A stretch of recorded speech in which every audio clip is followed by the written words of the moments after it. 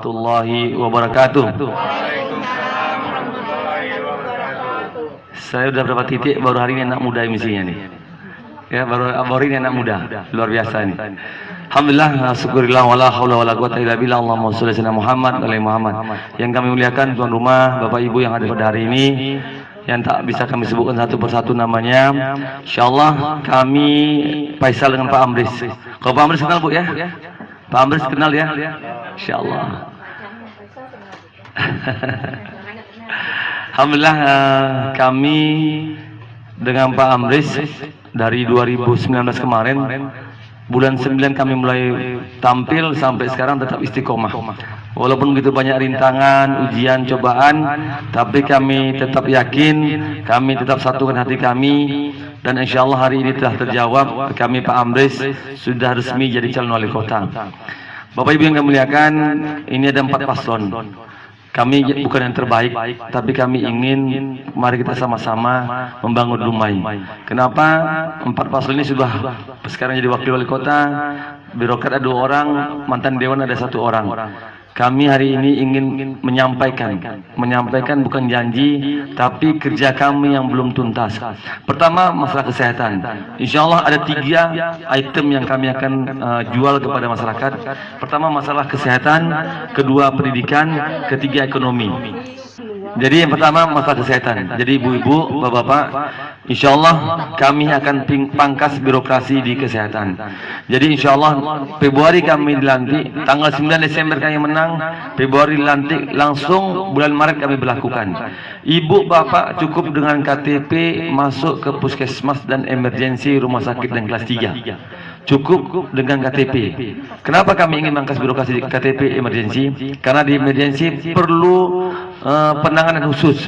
Bayangkan Pak, kita masuk emergensi ditanya pula macam-macam, masa BPJS lah, asuransi inilah, dan BPJS juga punya aturan. BPJS kalau kecelakaan lalu lintas ada pula surat keterangan polisi, demam harus di atas 40. Kalau di bawah 40 bayar Pak. Begitu ribetnya BPJS, sehingga insya Allah ke depan dengan KTP. Maka kami PRT yang hadir pada hari ini, tolong selesaikan masalah KTP di tingkat RT. Kenapa? KTP sangat kami butuhkan nanti setelah kami duduk. Sehingga masuk emergensi dilayani, dokter, perawat asal masuk dapat KTP langsung layani. Sehingga insya Allah masa waktu kita melayani pasien cukup berarti. Kenapa? Yang datang ke emergensi pasti yang parah Pak. Pasti yang parah Bu. Tidak mungkin kita batuk-batuk emergensi, nggak mungkin. Pasti yang gawat-gawat. Sehingga dengan memangkas birokrasi, pelayanan cepat ditangani di emergensi. Itu yang pertama. Yang kedua di kelas 3. Kelas 3 selama ini kalau gratis harus ada rekom dari lurah dan RT. Besok nggak perlu lagi. Masuk KTP, Bang Jul nggak perlu lagi ngurus rekom lagi. Langsung kami layani di kelas 3. Dan insya Allah kelas 3 akan kami benahi. Selama ini kelas 3 6 tempat tidur. Saya yakin dengan 6 tempat tidur kurang layak dan kurang nyaman. Besok insya Allah kami duduk 1 kamar kelas 3 4 tempat tidur. Saya yakin dengan 4 tempat tidur yang jaga juga nyaman, pasien juga kesembuhannya lebih baik dibandingkan 1 kamar 6 tempat tidur. Berikutnya terakhir masalah ambulan.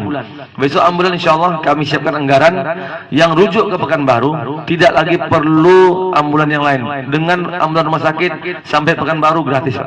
Sampai Pekanbaru kita siapkan rumah tunggu keluarga pasien.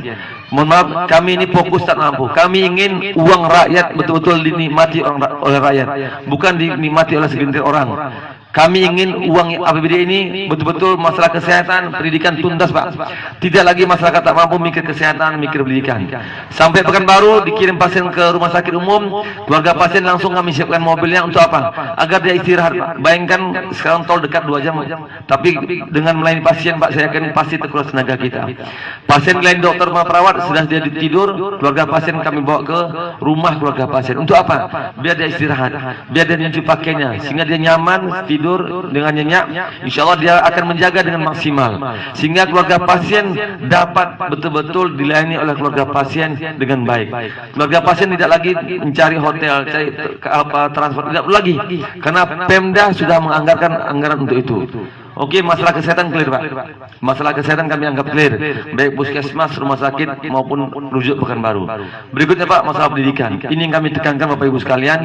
Kami ingin muatan agama kami kuatkan di semua sekolah umum. Kalau sekolah muslimin sudah jelas, sekolah atorik jelas Pak, sudah jelas agamanya. Sekolah umum Pak kurang muatan agamanya. Insya Allah semua anak yang masuk SD umum wajib dia bisa Iqra.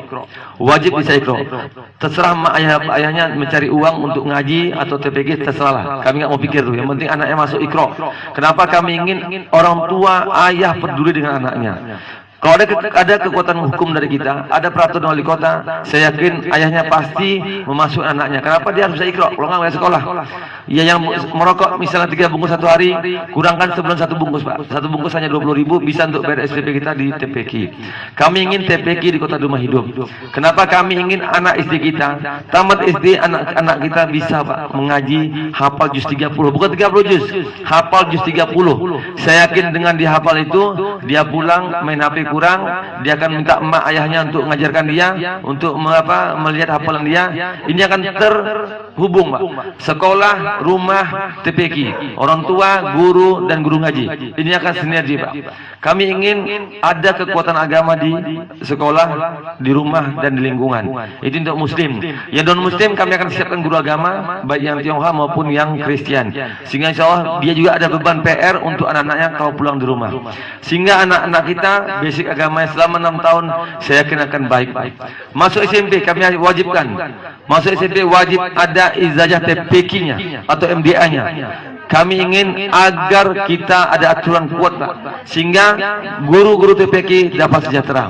Alhamdulillah sekarang guru-guru TPQ kami sudah anggarkan untuk tahun depan 500.000 per bulan kami tambah Pak. Selama ini 200.000, kami tambah 300.000, 500.000 per bulan. Sehingga insya Allah mereka bisa maksimal mengajar anak kita. Tamat SMP masuk SMA. Ini yang penting Bapak Ibu sekalian. Kami sama Pak Amris sudah berjalan Pak. Setiap yang meninggal kami datang dan kami ikut fardu kifayahnya. Sebagian besar yang mengimamkan kita meninggal Pak emak bapaknya bukan anaknya, tapi ustadz ataupun imam masjid. Jadi insya Allah 3 tahun di SMA SMK kami masukkan muatan lokal untuk fardu kifayah. Kami akan kerjasama dengan ustadz. Minimal 3 tahun tuh anak-anak kita sudah mahir, sudah bisa dia memfardu kifayahkan kita sebagai orang tuanya, baik dari memandikan, mengkafankan, terutama mengimamkan. Ini yang kita doakan Bapak Ibu sekalian. Kenapa? Doa anak soleh sangat berarti untuk kita setelah kita mati. Kami ingin kekuatan agama kita di rumah, di sekolah betul-betul dapat terhubung. Berikutnya anak-anak SMA, kami juga insya Allah akan menambah ekstrakurikuler. Kami yakin anak-anak kita cukup aktif. Kami ingin yang hobi seni silahkan seni, olahraga silahkan olahraga. Kita akan anggarkan setiap tahunnya perlombaan antara tingkat SMP SMA agar anak kita sibuk olahraga, sibuk seni, sibuk juga dengan agamanya. Kami yakin ini akan kita maksimalkan, dan insya Allah ini kami anggap masalah kesehatan, pendidikan tuntas. Untuk orang tak mampu, jadi Bapak Ibu sekalian, kalau kita tak mampu, kami anggarkan ke depan 1 kelurahan 2 orang akan kami kuliahkan ke Jawa Pak. Jadi kami hitung-hitung ada 66 anak yang prestasi tak mampu akan kita berangkatkan ke Jawa untuk kuliah selama 4 tahun 5 tahun. Untuk apa kami kuliahkan? Kami iri dengan Sumbar Pak. Kami iri dengan Sumbar. Sumbar sudah jauh lebih Pak.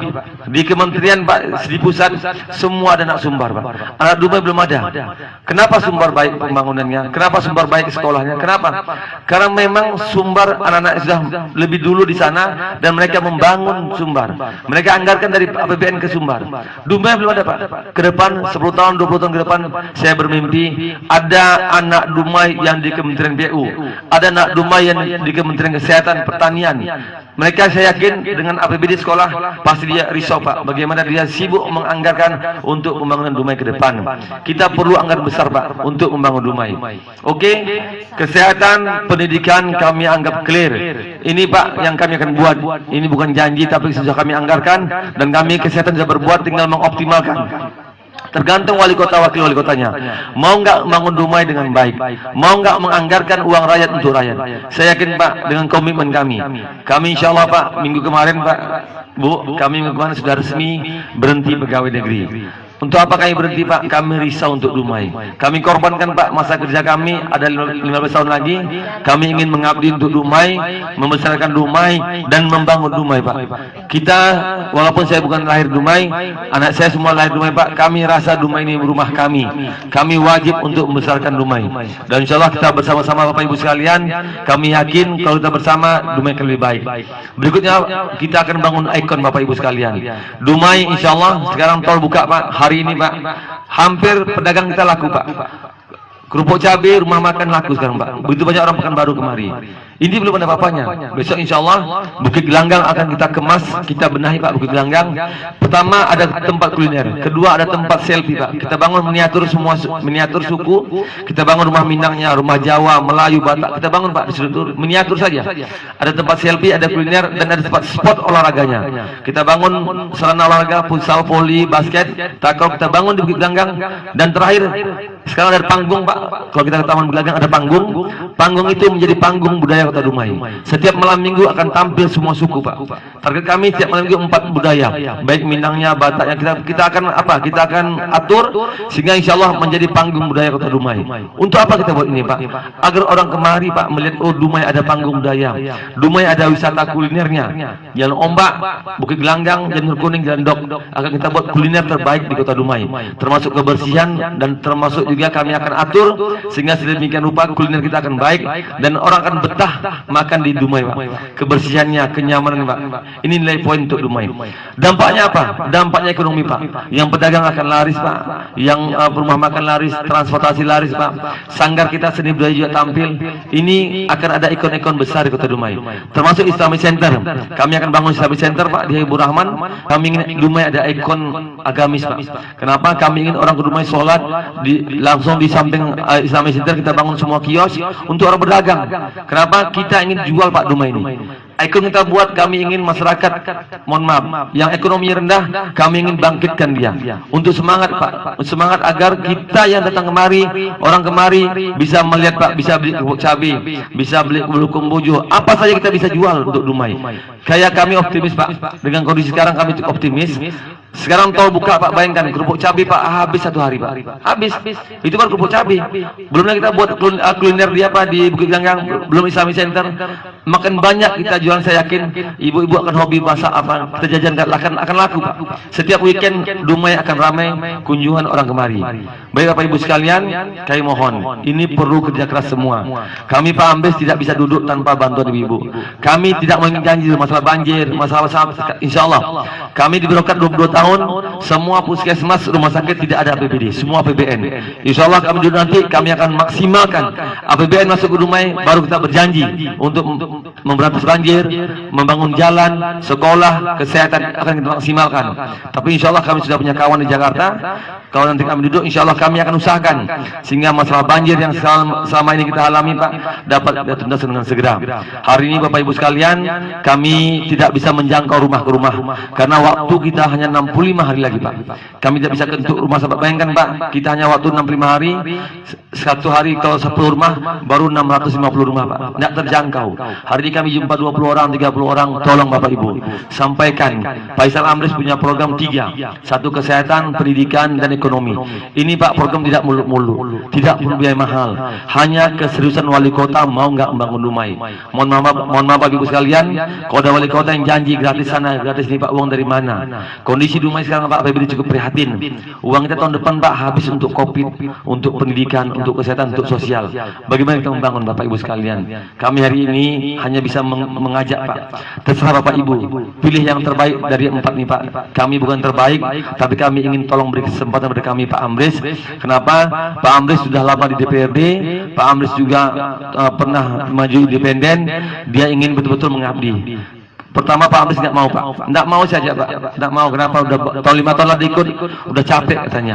Tapi saya bujuk Pak Amris, kenapa? Tolong Pak Amris, sisa umur Pak Amris sekarang tolong untuk mengabdi Dumai. Lebih kurang Bapak Ibu sekalian, sekali lagi kami mohon doanya, mohon dukungannya, dan kami doakan insya Allah Dumai betul-betul terpilih pemimpin yang betul-betul komit untuk membangun Dumai dan untuk memperhatikan rakyat Dumai, terutama untuk kesehatan Dumai. Lebih kurang assalamualaikum warahmatullahi wabarakatuh.